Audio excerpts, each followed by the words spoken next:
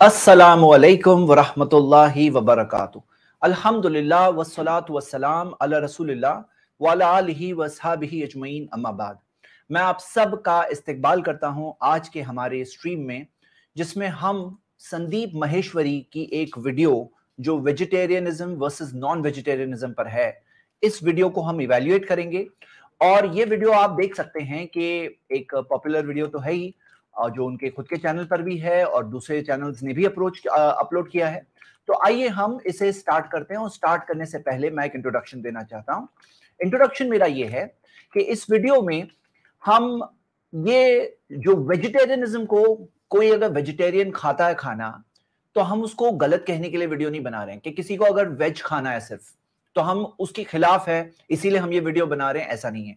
अगर किसी को वेजिटेरियन खाना है तो कोई प्रॉब्लम नहीं है। आप देख सकते हो कि इस्लाम के अंदर वेजिटेरियन खाना कोई कंपल्सरी नहीं है। अगर कोई वीगन है, जैसे यहाँ पे सवाल में आया, अगर कोई वीगन है तो क्या वो वीगन हो सकता है, क्या वो हराम है?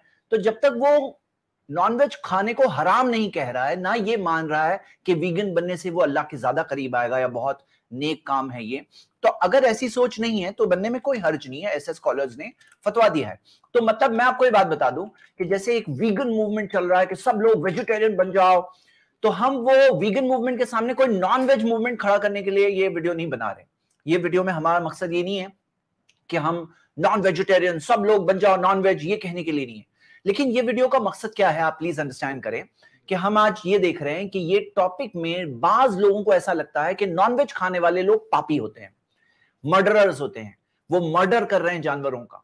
और ये सोच बढ़ बढ़ के यहां तक जाती है जहां पे ये सोच बनती है कि ऐसे लोगों का मर्डर करना ठीक है, उनके अटैक करना ठीक है, उनके ऊपर हमला करना या विजिलेंटिज्म करना, ये सब ठीक है। क्यों ठीक है? क्योंकि ये लोग नॉनवेज खाते हैं। तो ये सोच वहां तक जाती है, एक पॉलिटिकल सोच भी बन जाती है कहीं पर। और इसके अंदर बहुत सारे लोगों के अंदर एक सोच बनती है जिससे जो उनको खुद वायलेंस की तरफ ले जाती है।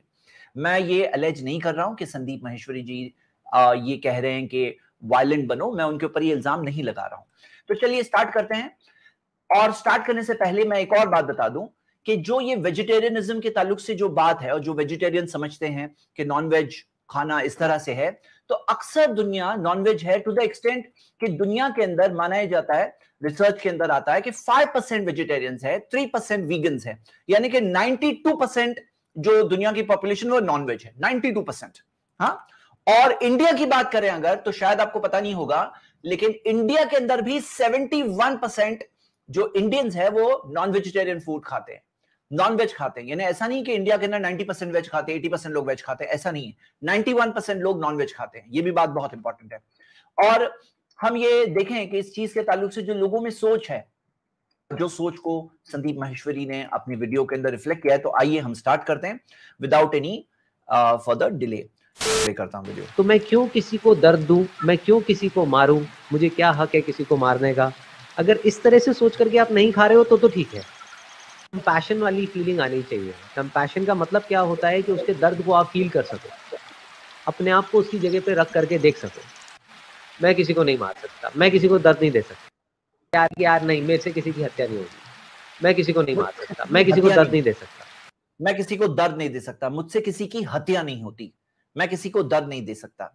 हाँ, तो अब यहां पे हमने ये चीज को देखा, ये क्या ग्राउंड्स पर बात हुई है वो देखा। अब मैं चलिए अपनी बात रखना चाहता हूं सारे वो लोगों के लिए कि मैं किसी को क्यों मारूं। तो सबसे पहले देखिए मैं आपको इस्लाम के बारे में, क्योंकि इस्लाम वो रिलीजन है जिसमें नॉनवेज खाना अलाउड है, हलाल है। ना सिर्फ हलाल है कि एक इबादत है जो हम ईद उल अजहा, इन दिनों में जो ईद आ रही है, ये ईद में हम जानवर ज़बाह करते हैं, सैक्रिफाइस करते हैं अल्लाह के लिए, तो खुद एक इबादत का हिस्सा भी है, एक वर्शिप भी है हमारी, जिसके अंदर हम जानवर को ज़बाह करते हैं, सैक्रिफाइस करते हैं। लेकिन मैं आपके सामने कुछ बातें रखना चाहता हूं कि इस्लाम में जानवरों के साथ अच्छा सलूक सिखाया गया है। सही बुखारी की हदीस है 6009, जिसके अंदर आता है कि मोहम्मद सल्लल्लाहु अलैहि वसल्लम ने फरमाया, फी कुल्ली दाती कबिदिन रतबतिन अज्र, हर जानदार की खिदमत में अज्र है। ये स्टोरी बताई नबी सल्लल्लाहु अलैहि वसल्लम ने, कभी आप पॉज करके वीडियो को पढ़ सकते हैं, कि जिसके अंदर एक शख्स ने एक कुत्ते को पानी पिलाया और उस वजह से अल्लाह ताला ने उसके गुनाह माफ कर दिए और उसे जन्नत दे दी। तो हम देखते हैं नबी सल्लल्लाहु अलैहि वसल्लम से सहाबा ने पूछा कि क्या जानवरों की खिदमत करने में भी अज्र है? नबी सल्लल्लाहु अलैहि वसल्लम ने कहा हर जानदार की खिदमत करने में अज्र है। ये दूसरी हदीस देखिए कि एक ऐसी औरत थी जो एक बुरा काम करने वाली, रॉन्ग पेशा जिस्म को बेचने वाली ऐसी औरत थी, और उसने एक प्यासे कुत्ते को उसने पानी पिलाया और उस वजह से अल्लाह ताला ने उसके गुनाह को माफ कर दिया। तो यानी कि कुत्तों की खिदमत, जानवरों की खिदमत, बल्कि हर जानदार की खिदमत में अज्र है, यही बात सिखाई गई। तो ये बात मैं आपको पर्सपेक्टिव के तौर पे रख रहा हूं। लेकिन अब आइए दूसरी साइड भी देखते हैं कि ये जो जानवर जो हमारे लिए इस्लाम में खाना हलाल है, या खास तौर से वो जानवर जो ऐसे सैक्रिफाइस के मौसम में हम सैक्रिफाइस करते हैं, आप देखोगे ये ऐसे जानवर है जिनकी पॉपुलेशन बहुत फास्ट इंक्रीज होती है। तो मेरा संदीप महेश्वरी से सवाल है कि आप देखोगे कि ये जो एनिमल्स है ये अडल्ट बहुत जल्दी हो जाते हैं, इनका जिस्म बहुत जल्दी ग्रो हो जाता है। यहां तक कि हम इंसानों में देखते हैं कि प्रेगनेंसी कब होती है, एक औरत बड़ी होती है, अडल्ट होती है, फिर प्रेगनेंसी होती है, फिर चाइल्ड बर्थ होती है। लेकिन बकरे बकरी की एक मिसाल हम ले रहे हैं, ऐसे एनिमल्स में बकरा बकरी की मिसाल ले रहे हैं। तो बकरी 13 महीने से 17 महीने में पहली प्रेगनेंसी हो जाती है। 13 महीने यानी 1.5 साल के अंदर पहली डिलीवरी हो जाती है। और बकरा बकरी का मामला ऐसा है कि इसके अंदर 54% ऑफ द टाइम जुड़वा बच्चे पैदा होते हैं। बकरी को 54% ऑफ द टाइम जुड़वा बच्चे पैदा होते हैं, 6% ऑफ द टाइम ट्रिपलेट पैदा होते हैं। तो आप देखोगे कि इनका फास्ट रिप्रोडक्शन है, यानी कि हर 2 साल के अंदर 3 प्रेगनेंसीज होती है, और हर प्रेगनेंसी में 60% से ज्यादा टाइम एक से ज्यादा बच्चे होते हैं। तो जाहिर सी बात है इनकी पॉपुलेशन बहुत तेजी से बढ़ती है। आपको इनके नंबर्स किस तरह से मिलते हैं, आप इस चीज से अंदाजा लगाइए कि 2019 के जो लाइफ स्टॉक पॉपुलेशन सर्वे है, लाइफ स्टॉक सर्वे जिस तरह से सेंसस इंसानों का होता है हर 10 साल में, तो लाइफ स्टॉक सर्वे हर 7 साल में होता है। तो 2019 में हुआ था, उसके फिगर्स आप देख सकते हैं मिलियंस में। तो करोड़ में देखें तो कैटल 19 करोड़ कैटल है, बफेलो 10 करोड़ 10.9 यानी कि तकरीबन 11 करोड़, शीप 7.4 करोड़, और गोट्स 14.8 करोड़, तकरीबन 15 करोड़ बकरा बकरी हम देखते हैं पूरी इंडिया में पॉपुलेशन में मिला। इतना ज्यादा सैक्रिफाइस होने के बाद भी, यानी आप इस चार्ट में देख सकते हैं कि जो एनिमल्स हम लोग कंज्यूम करते हैं हमारे लिए हलाल है, वो एनिमल्स पॉपुलेशन में भी मेजर कंपोनेंट उन्हीं एनिमल्स का है। और आप देखोगे कि ये जो जानवर को अगर मान लीजिए सैक्रिफाइस करना बंद कर दिया जाए, जैसा कहा जा रहा है कि नहीं करना चाहिए, तो फिर क्या होगा आपको पता है। आप खुद देख सकते हो कि 200 काउज स्टार्वेशन से मर रही हैं शेल्टर में। हाँ, 200 काउज मर गई, कहीं पे 100 काउज गौशाला में मर गई, और ये कॉमन सी बात हो गई है। 500 cows starve to death, hundreds of bovines die in UP cow shelters, यानी कि कॉमन सी बात है किस तरह से जब उनको गौशाला में रखा जाता है तो वहां पर रखने के बाद किस तरह से कई बार, और ये होना है, क्यों होना है मैं उसकी वजह आपको बताऊंगा प्रैक्टिकल तौर पे, और मैं एक सवाल पूछूंगा। तो सवाल यहां ये है कि हम देख सकते हैं कि ऐसा हो रहा है, और प्लस बहुत सारे लोग अपने बैल वगैरह को या ओल्ड गाय हैं उनको छोड़ देते हैं रास्ते में। इससे स्ट्रे कैटल का एक प्रॉब्लम पैदा हो गया है कि ऐसे कैटल रात के वक्त में वगैरह फील्ड्स में, खेतों में घुस जाते हैं, और खेतों में घुस करके खेत के अंदर खा जाती हैं फसल वगैरह, और फार्मर्स को बहुत तकलीफ हो रही थी। ये चीज आई है, तो इसी वजह से गवर्नमेंट ने, यूपी गवर्नमेंट की अगर हम मिसाल लें, ने काउ केयर का फंड बनाया। ये फंड के अंदर गवर्नमेंट ने सैंक्शन किया कि हम 900 रुपीज पर मंथ देंगे, अगर कोई एक गाय या बैल का ख्याल रखे तो हम 900 रुपीज पर मंथ देंगे।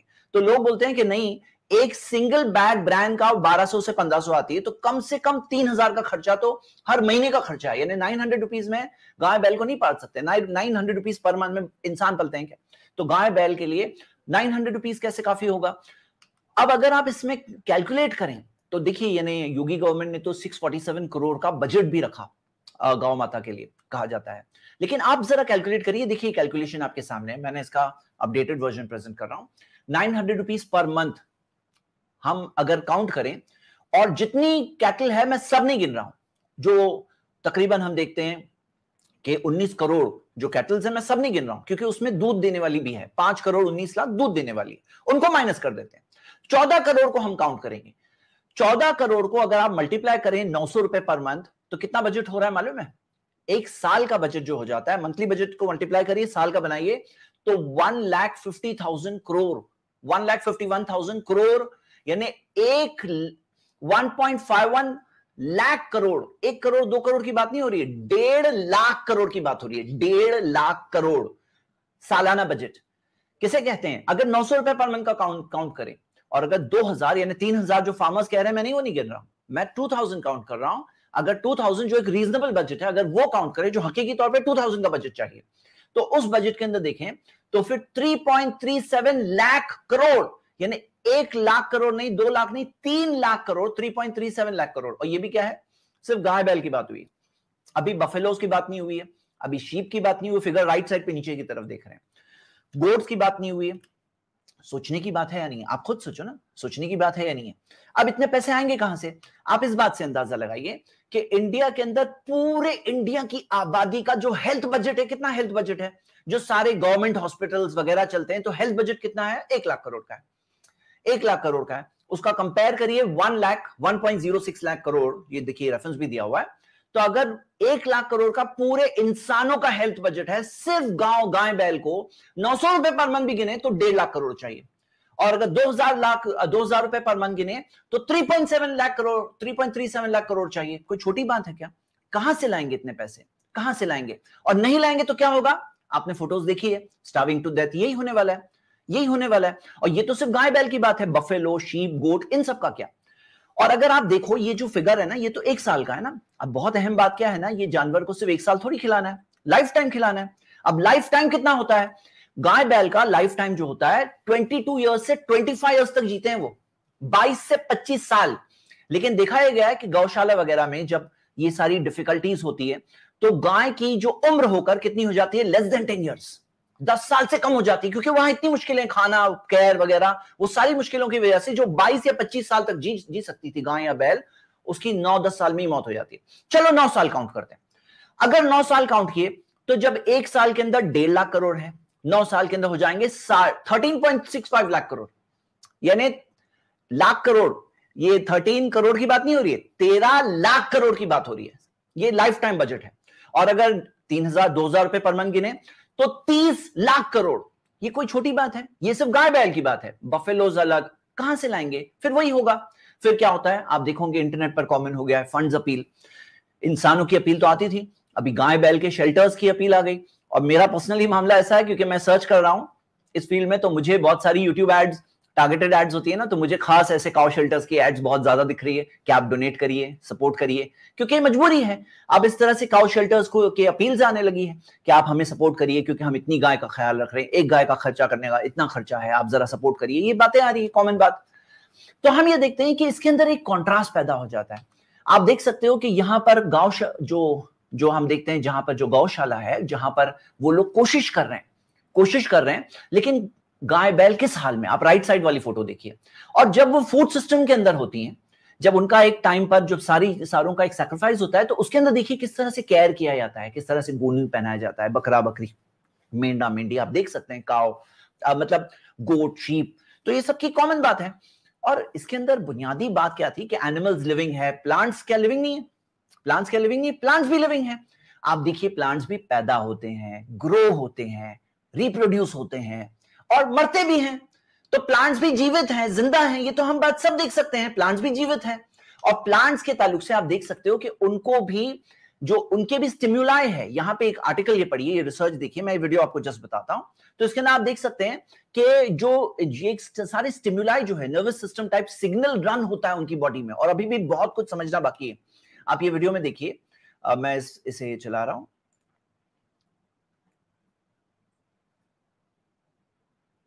ये जो देख रहे हैं ना, ये फ्लोरेसेंट टाइप का जो सिग्नल रन हो रहा है, एक जगह पर प्लांट को कट किया तो वो सिग्नल पूरे प्लांट में किस तरह से दौड़ के गया। ये दिख रहे हैं स्टिमुलाई, अभी हम समझ रहे हैं, अच्छा उनको उसे इंजेक्ट किया गया है, वो प्लांट को इंजेक्ट किया गया है ऐसे एजेंट से, जिससे कि ये फ्लोरेसेंट में उसका जो सिग्नल ट्रांसमिट कर रहा है। जब वो देखिए कैटरपिलर बाइट कर रहा है, दिख रहा है आपको? तो जब वो बाइट कर रहा है तो तब वो सिग्नल ट्रांसमिट कर रहा है, वो प्लांट सिग्नल ट्रांसमिट कर रहा है। मैं फिर से प्ले कर रहा हूं, तो देख रहे हैं आप, जैसे बाइट किया वैसे वो सिग्नल किस तरह से ट्रांसमिट करता है। अभी बहुत कुछ समझना बाकी है, तो ये क्या समझना कि प्लांट्स को नहीं समझ में आता है, वैसा नहीं है ये। आप इसमें आगे देखिए कि प्लांट्स के अंदर, ये एनसाइक्लोपीडिया ब्रिटानिका का आर्टिकल है, डू प्लांट्स फील पेन, तो देख सकते हैं कि वो भी परसीव कर सकते हैं फिजिकल स्टिमुलाई को, वो कम्युनिकेट कर सकते हैं in manners which are more sophisticated than previously thought. बहुत कुछ अभी हमें डिस्कवर करना बाकी है। तो जीवित तो है ही, जिंदा तो है ही, और उसके अंदर पेन ट्रांसमिशन का भी हमें आज प्रूफ्स मिलने लगे हैं, समझ में आने लगे हैं, और इसकी बहुत सारी मिसालें हैं। अब इसके अंदर ये जो कहा जा रहा है ना कि उसके दर्द को फील कर सकूं, तो आप खुद देखिए कि क्या इनके दर्द को हम लोग फील नहीं कर सकते हैं कि जो एक बार मौत की जगह रोज उनकी मौत होती है, रोज तड़प तड़प के मरती है। जिंदगी 22 से 25 साल की जगह 9 साल में मर जाती हैं। वो भी किस तरह से मरती हैं आप ये देख सकते हैं। और यहां पर जो स्लॉटर करते हैं, तो इस्लामिक स्लॉटर के बारे में ये एक जर्मनी के अंदर हैनोवर यूनिवर्सिटी के अंदर ये एक स्टडी हुई थी, और इसका ये इंटरनेट पे अवेलेबल है। तो जिसके अंदर इस्लामिक ज़बीहा मेथड को कंपेयर किया गया कैप्टिव बोल्ट स्टनिंग मेथड से। तो देखा गया ये जो ज़बीहा मेथड में जब veins of the neck cut होती है तो उसके अंदर ब्लड सप्लाई जो ब्रेन का रुक जाता है, और रुकने की वजह से जो देखा गया ईईजी रिकॉर्डिंग्स में आया, ईईजी रिकॉर्डिंग में क्या आया कि उसके अंदर वो with in a few seconds उसके बाद में जो ज़बीहा करने के बाद, और वो ब्रेन के अंदर स्टिमुलस यानी वो स्लीप मोड में चले जाता है, जो जीरो लाइन आ जाती है। जीरो लाइन आपने देखा होगा, वो ईईजी मशीन में जीरो लाइन आ जाती है, और ये साबित है। और इसके बाद भी और भी रिपोर्ट्स है, लेकिन ये एक प्रोमिनेंट रिपोर्ट है जो दिखी जा सकती है। तो हम देखते हैं कि ये जो कहा जा रहा है मजबूरी में मारना, चलिए मैं वीडियो प्ले करता हूं वो क्या कहता है। अगर मेरा उसको बिना मारे भी काम चल सकता है तो मैं क्यों ना काम चला लूं, समझ गए। अगर मान लो जंगल में हो और बिना किसी को मारे काम चल ही नहीं सकता, तब तो खुद जिंदा रहने के लिए किसी न किसी को मारना ही पड़ेगा। बट अपने टेस्ट के लिए मैं किसी को क्यों मारूं? ठीक है, वो क्या कह रहे हैं कि अगर जंगल में रहते हो और किसी को मारना ही पड़ेगा जिंदा रहने के लिए, तो मारे, तो समझ में आता है कि खुद की मौत की बात है। वो कहते हैं कि ये बात अभी मैं अगर किसी को मारे बगैर जिंदा रह सकता हूं तो क्यों ना वैसा जिंदा रहूं, मारे बगैर रह सकता हूं। भाई आपको मैं चाहता हूं कि आप एक बात पे फोकस करें। ये है इंडिया के अंदर एग्रीकल्चरल प्रोड्यूस का चार्ट, और आपको पता है इंडिया के अंदर हंगर इंडेक्स के अंदर इंडिया कहां है।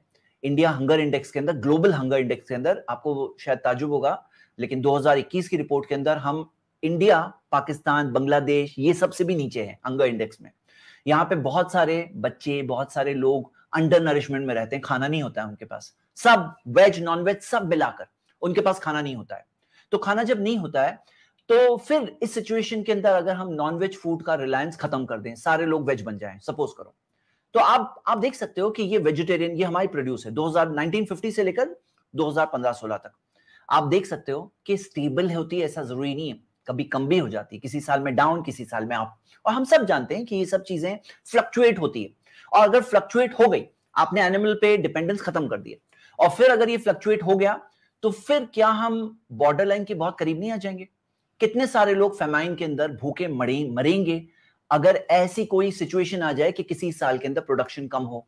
और आपको पता है जब ऑलरेडी भूख से मर रहे हैं इतने सारे लोग, ऑलरेडी भूख से मर रहे हैं, और दुनिया का एवरेज क्या है, दुनिया में हर 7 लोग में से एक भूखा सोता है, हर 7 में से एक, ये ग्लोबल एवरेज है। तो जब इस दुनिया के अंदर हम देखते हैं वेज नॉन वेज सब कुछ मिलाकर ये हाल है, तो फिर उसके अंदर अगर नॉन वेज फूड का रिलायंस खत्म कर दिया जाए तो क्या हम बॉर्डर लाइन के करीब नहीं आ जाएंगे? अब इस सवाल का जवाब देने के लिए जो वेजिटेरियंस है, और मैं नहीं कह रहा हूं संदीप ने ये कहा अपनी वीडियो में, लेकिन ये कॉमन बहुत स्ट्रांगली कही जाने वाली बात है, वो क्या कहते हैं कि क्या आपको पता है कि 1 किलो गोश्त बनाने के लिए कितना वेजिटेबल्स जाते हैं, कितना वेजिटेरियन फूड जाता है, कितना? वो कहते हैं कि वेजिटेरियन फूड से ही तो गोश्त बनता है, वो 1 किलो नहीं, उससे बहुत ज्यादा जाता है। अच्छा, ज्यादा जाता है, ये प्रोपेगेंडा शायद आपने भी सुना होगा, और बहुत सारे लोग कहते हैं, और मैं ये बात इसलिए यहां कह रहा हूं क्योंकि मेरी इस वीडियो के आंसर में कोई अगर वीडियो बनाए और वो कहने वाला है तो पहले से उसका जवाब मैं दे देना चाहता हूं, कोई कहे उससे पहले ही मैं उसका जवाब दे देना चाहता हूं। ये कहा जाता है कि एनिमल्स एग्रीकल्चरल प्रोड्यूस बहुत खाते हैं, एनिमल्स खाते हैं, क्या खाते हैं?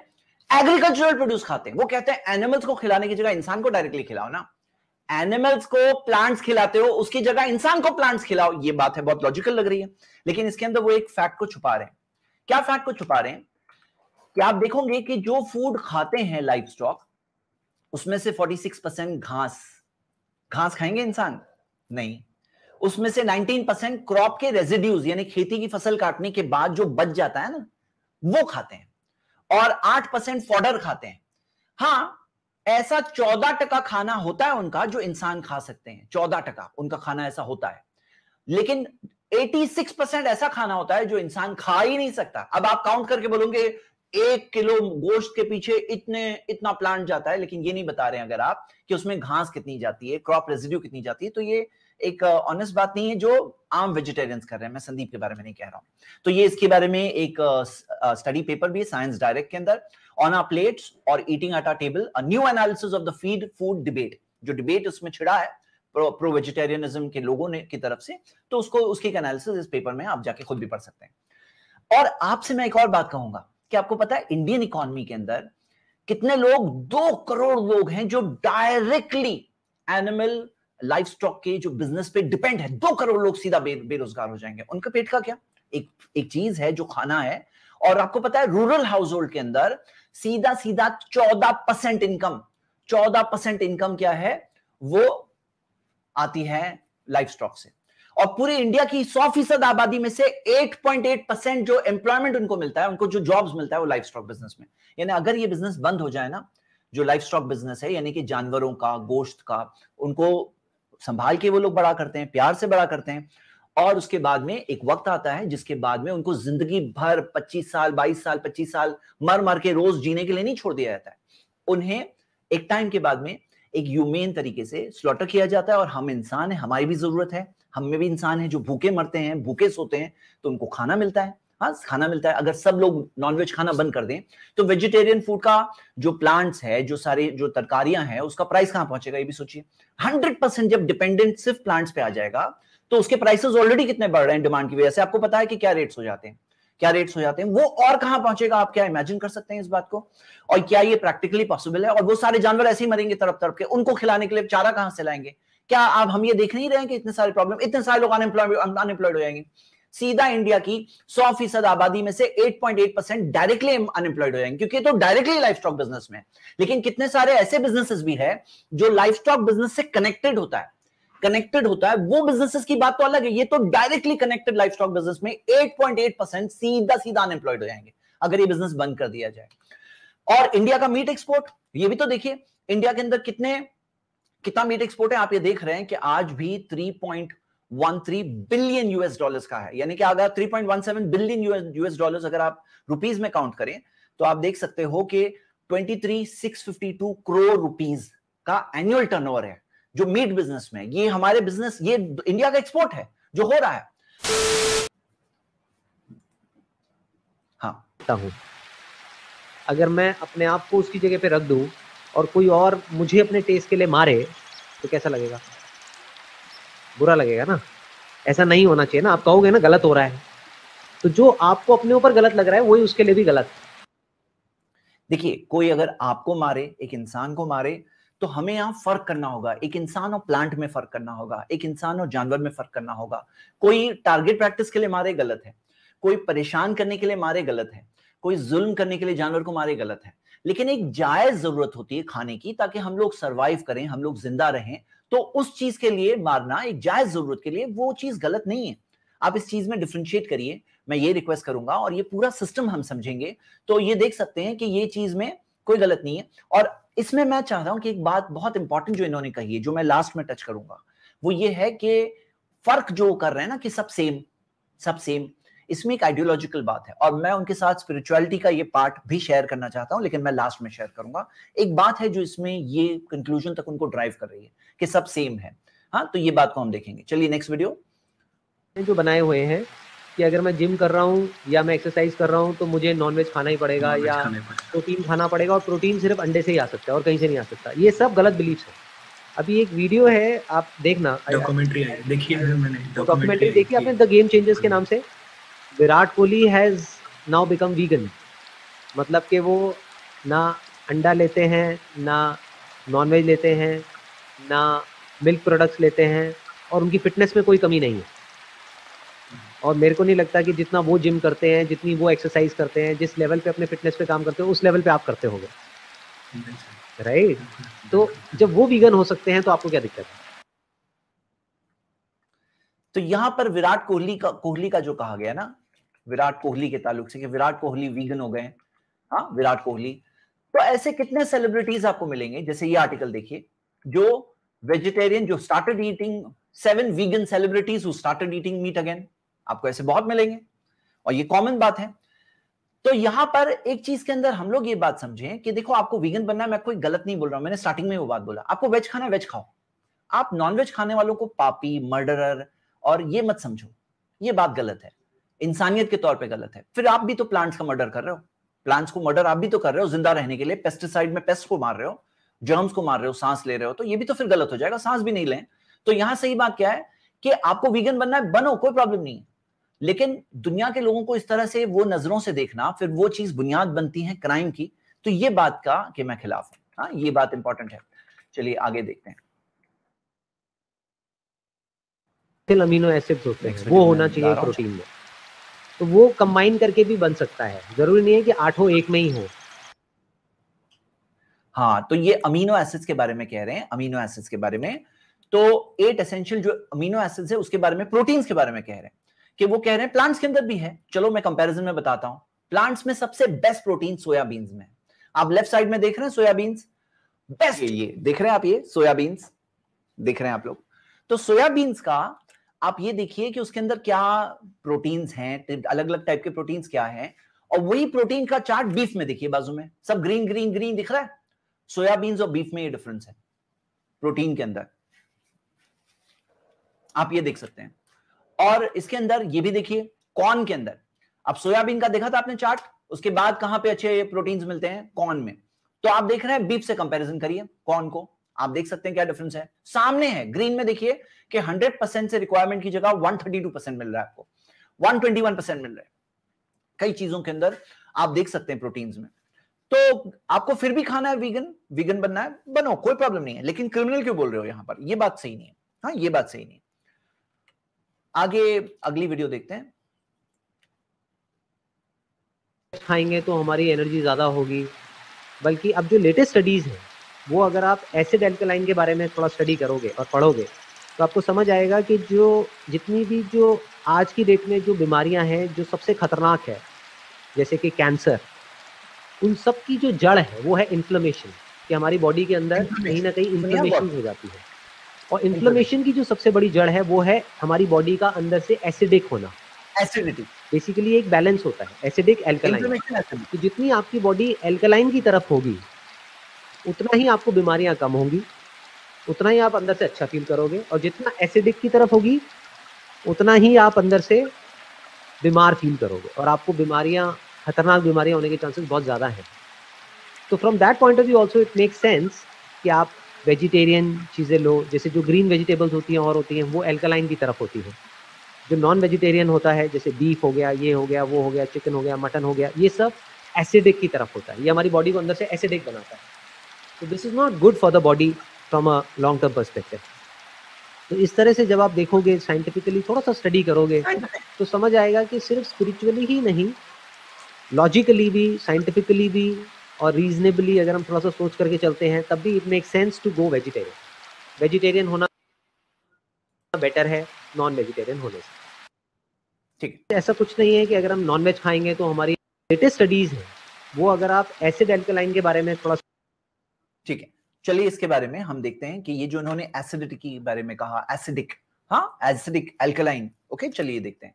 सबसे पहले जो ये कह रहे हैं ना एसिडिक, तो आप देख सकते हैं कि एसिडिक फूड की लिस्ट देखिए लेफ्ट साइड वाली, एल्कलाइन फूड की लिस्ट देखिए, वो एसिडिक फूड के अंदर आपको मीट मिलेगा ही नहीं।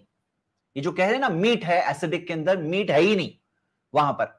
क्या है, देखिए ये है एसिडिक के अंदर, आप देखोगे नीचे देखिए जो क्रीम चीज, बटर मिल्क, हाँ ये सारी चीजें आ रही है एसिडिक के अंदर, और nuts, peanuts, white bread, beef, हाँ बीफ इसके अंदर है एसिडिक के अंदर। किस तरह से, वो उसकी एक रीजन है, मैं आगे बता रहा हूं और उसकी मैं एनालिसिस आपको दे रहा हूं। Spinach, beans. अब अगर आपको सबसे पहले अगर कहना है कि एसिडिक फूड नहीं खाना चाहिए तो सबकी पूरी लिस्ट दो, पूरी लिस्ट दो, ये फेयर और इंसाफ वाली बात है, पूरी लिस्ट दो। और एक्चुअली एसिडिक के अंदर क्या है कि यहां पर जो मेन चीज है जिसकी वजह से इंफ्लेमेशन होता है वो क्या चीजें हैं, इंफ्लेमेशन की लिस्ट देखिए तो आपको वेजिटेबल ऑयल्स, एडेड शुगर, हाँ ट्रांस फैट। अगर आप हेल्थ लाइन का ये आर्टिकल देखें 5 फूड्स दैट कॉज इंफ्लेमेशन, तो इसके अंदर उन्होंने 5 फूड्स की लिस्ट दी है, और नंबर 1 पे आप वेजिटेबल ऑयल और ये सारी चीजें देख सकते हैं जो इंफ्लेमेशन होता है। तो यहां पे जो असल प्रॉब्लम होता है ना, असल प्रॉब्लम किस चीज से होता है, फ्राइड से होता है। और कोई चीज का पकाने का पर्टिकुलर तरीका होता है, अगर वो तरीके से पकाओ तो फिर प्रॉब्लम है। तो फिर हमें समझना चाहिए कि वो प्रॉब्लम खाने में नहीं है, उसको पकाने के तरीके में है, उसको पकाने के तरीके में है। ये बात बहुत फेयर बात है। तो जैसे मैं आपको मिसाल के तौर पे कि जो नॉन वेजिटेरियन फूड से ये बीमारी हो रही है, ये बीमारी हो रही है, तो उसके अंदर सबसे पहले तो हम लोग सब नॉन वेज फूड नहीं खाते हैं। इस्लाम ने जो सिखाया ना, पोर्क है, उससे बीमारियां होती, हम भी कहते हैं वो नॉन वेज है, और उससे बीमारी होती, हम भी कहते हैं। कोई फूड है, कोई गोश्त है जो मिसाल के तौर पे जो हमने इस्लामिक मेथड ऑफ स्लॉटरिंग जो है, जिसके अंदर पेन के बारे में हमने देखा, क्योंकि ब्लड वेन्स जो blood supply to the brain cut जाता है, तो ब्रेन ईईजी रिपोर्ट से आया है कि नहीं होता है, और होता भी है तो बहुत मिनिमल तौर पे, क्योंकि फाइनली तो जान जा रही है ना उसकी। लेकिन यहां पे एक बात गौर करिए कि जो ब्लड निकल जाता है वो बेस्ट मीडियम होता है बैक्टीरिया के लिए, उसकी ग्रोथ के लिए। अब अगर कोई ऐसा ब्लड को ना निकाले, मतलब जो ब्लड फ्लो आउट ना करे, तो उसकी वजह से क्या होगा, वो ब्लड अंदर रहेगा, उसकी वजह से डिजीजेस होगी, और फिर आप कहोगे गोश्त खाने से डिजीज होती है। तो हम भी आपके साथ है इसमें कि हाँ ये डिजीज हो रही है गोश्त खाने से, लेकिन कौन सा? वो वाला गोश्त जिसके अंदर इस तरह से ब्लड को बाहर नहीं किया गया है, या वो वाला गोश्त जो जैसे रॉन्ग है, जैसे पोर्क और इस तरह के एनिमल्स का। लेकिन आप जनरल सारे गोश्त के ऊपर कह दो, और कभी मान लो फ्राइड है, तो फ्राइड में प्रॉब्लम है, हाई टेम्परेचर में प्रॉब्लम है, हाई टेम्परेचर में प्रॉब्लम है। हमें ये बात समझना चाहिए किस चीज में प्रॉब्लम है। तो जैसे फॉर एग्जाम्पल आप देखोगे कि हराम एनिमल्स का गोश्त बना है जो जबाह नहीं किए गए, जबाह यानी कि वो ब्लड जिससे बाहर निकल जाए मेथड, तो वो इस्लाम में मना है। एक्सेसिव खाने से प्रॉब्लम होता है, हाँ एक्सेसिव मीट खाने से प्रॉब्लम होता है, तो एक्सेसिव वेजिटेरियन फूड भी खाने से प्रॉब्लम होता है, तो एक्सेसिव फूड को गलत कहेंगे। रॉन्ग तरीका एक्सेस फ्राइड है, उसको गलत कहेंगे। कोई हराम चीज के साथ में नॉनवेज खा रहा है, जैसे अल्कोहल के साथ खा रहा है, या कोई गलत चीज के साथ खा रहा है, तो वो उस गलत चीज की वजह से प्रॉब्लम है।